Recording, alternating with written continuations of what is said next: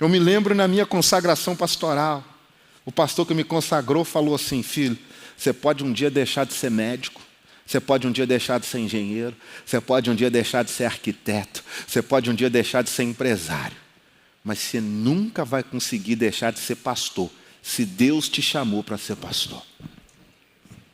É impossível. Você pode deixar o seu diploma de lado, você pode guardar suas credenciais acadêmicas e falar: nem estudei nada.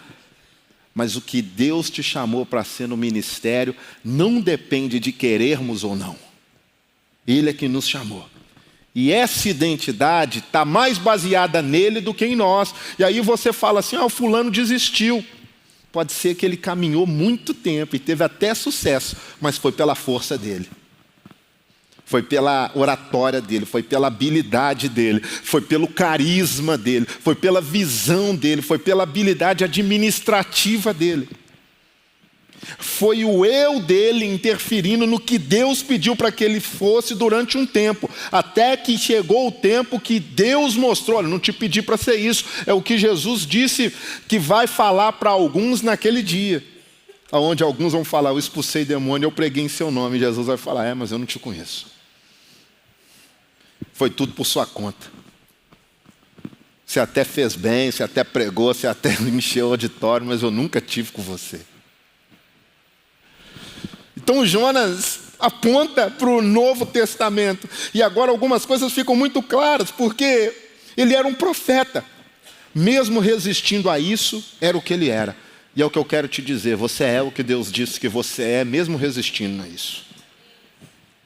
Uma identidade vencedora não se contamina com os desprazeres da vida.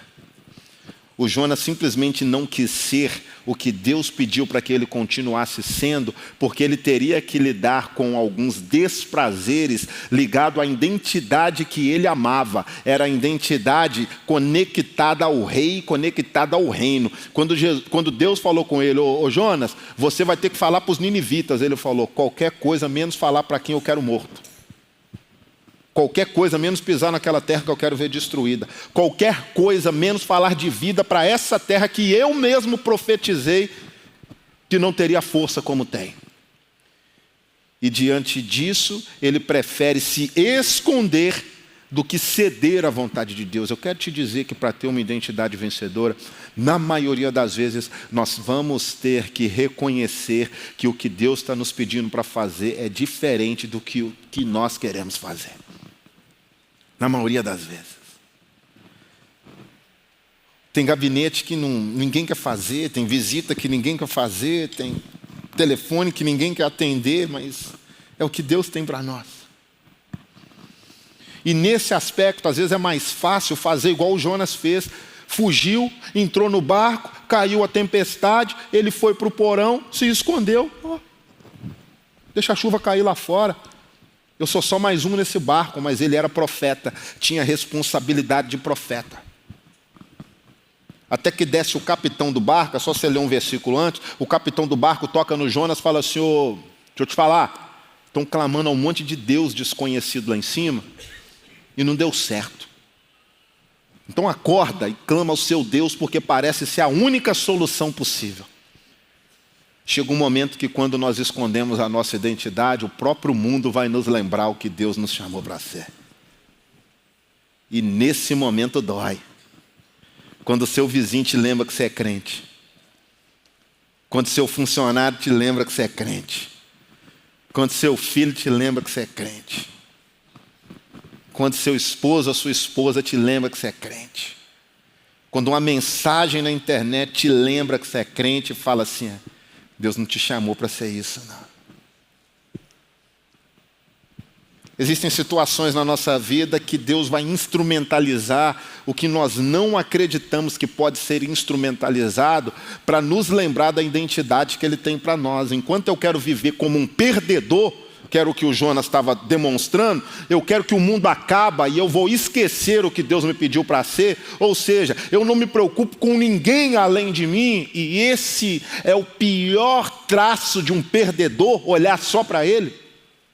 Porque o vencedor nunca é singular, ele é plural. O vencedor se dá pelos outros. É por isso que Jesus é o rei, porque ele desceu do trono de glória dele, e o João diz que o verbo se fez carne e habitou entre nós. Ninguém mais fez isso. O Buda não fez isso, o Thor não fez isso, Shiva não fez isso, nenhum deus nórdico, nenhum deus grego fez isso. Quando um deus grego hipoteticamente fez isso na filosofia, nos contos gregos, ele fez para destruir, ele fez para sugar, ele fez para abstrair da humanidade. Mas Deus, quando fez, e a Bíblia prova que ele fez para entregar, ele fez para compartilhar, ele fez para restaurar, ele fez para nos dar vida e vida em abundância. Então, se Deus nos chama de filhos, nós temos que olhar para ele como esse pai que dá o que ninguém dá, inclusive seu próprio filho. Então, se ele é doador, a minha identidade é doadora. Eu não tenho mais o que fazer. Se ele renuncia, eu renuncio. Se ele entrega, eu entrego. Se ele entrega a outra face, eu entrego a outra face. Porque eu já não vivo, Cristo vive em mim. A minha identidade foi crucificada, e graças a Deus, a minha identidade, que talvez num dia como esse, antigamente, se fosse meu time jogando, eu não vinha nem para o culto. Se Deus não me restaurasse, vinha não. Se fosse meu time jogando, de jeito nenhum. Se perdesse, eu nem conversava com a minha esposa depois. Estou te falando de uma identidade contaminada, carnalizada. Uma identidade vencedora, ela não se conecta aos milindres dessa terra como uma identidade perdedora se conecta. A identidade perdedora, ela é melindrosa, ela guarda rancor, ela guarda ódio, ela disputa, ela é competitiva. A identidade vencedora, ela desfruta não da vitória dela, mas da vitória de Cristo, desfruta da vida eterna, desfruta do que Deus nos dá, paz que excede todo entendimento. Então eu quero te dizer que existem muitas coisas nas nossas identidades que ainda nos rotulam, porque nós estamos olhando mais para a nossa vontade do que para a vontade de Deus. Porque quando olharmos para a vontade de Deus, nós vamos impedir que um capitão do barco ímpio desça, nos acorde e fale assim: clame ao seu Deus, porque todo mundo está clamando aos deuses dele. Nós vamos clamar antes do capitão nos incomodar.